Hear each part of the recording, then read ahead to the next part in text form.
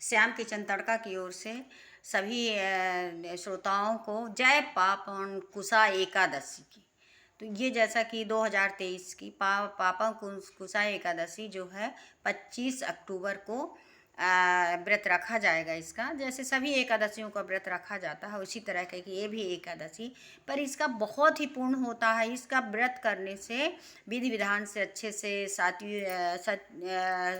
व्रत करने से सभी पापों से मुक्ति मिलती है। जैसा कि तो एक बार क्या हुआ कि भगवान धर्मराज युधिष्ठिर ने भगवान कृष्ण से पूछा कि हे प्रभु बताइए कुमार की कौन सा ऐसा उपास है, व्रत है कि जिसके करने से सभी पापों से मुक्ति मिलती है।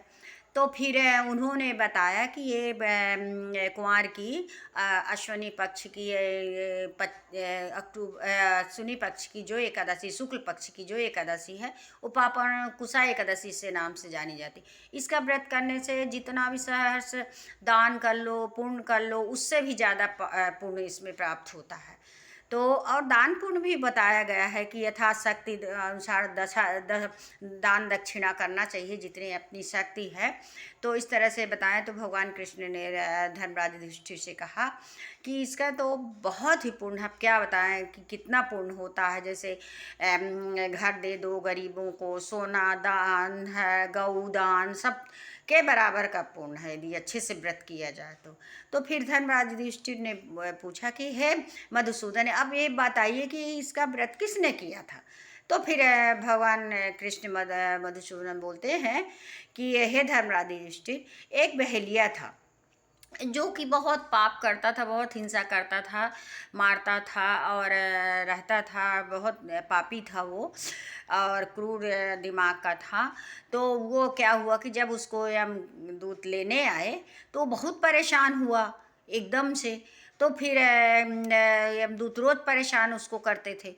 तो एक बार क्या हुआ कि फिर एक ऋषिवर थे तो उनसे बोला कि हे ऋषिवर, हमने तो बहुत पाप किया है और अब इस पाप से मैं कैसे छुटकारा पाऊँ कि जहाँ वो मैं राज के पास यमदूत लेके मुझे ना जा पाए। तो फिर उन्होंने बताया कि अंगदा ऋषि ने बताया कि तुम बहेलिया ऐसा करो कि कुमार की कुमार मास की शुक्ल पक्ष की जो एकादशी आती है उसका विधि विधान से अच्छे से अनुष्ठान करो, पूजा करो, जिससे तुमको पाप से मुक्ति मिलेगी। तो फिर वो बहेलिया ने किया। तो जब यमराज के दूत आए फिर लेने के लिए उसको, तो फिर यमराज के दूत बिना लिए ही उसको चले गए, क्योंकि उसने इस पापांकुशा एकादशी का व्रत किया था, इसलिए उससे सभी पापों से मुक्ति मिल गई है।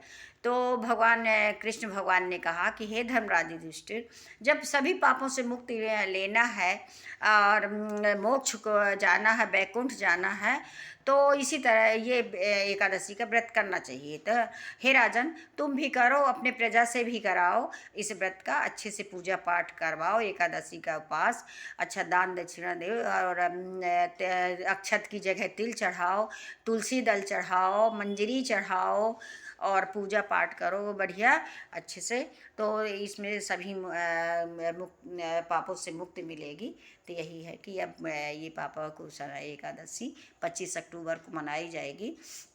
अब इसका पारण का टाइम तो मैं नहीं बता रही हूँ क्योंकि मेरे को ध्यान नहीं है, प्लीज़ तो आप देख के ही इसका पारण करिएगा।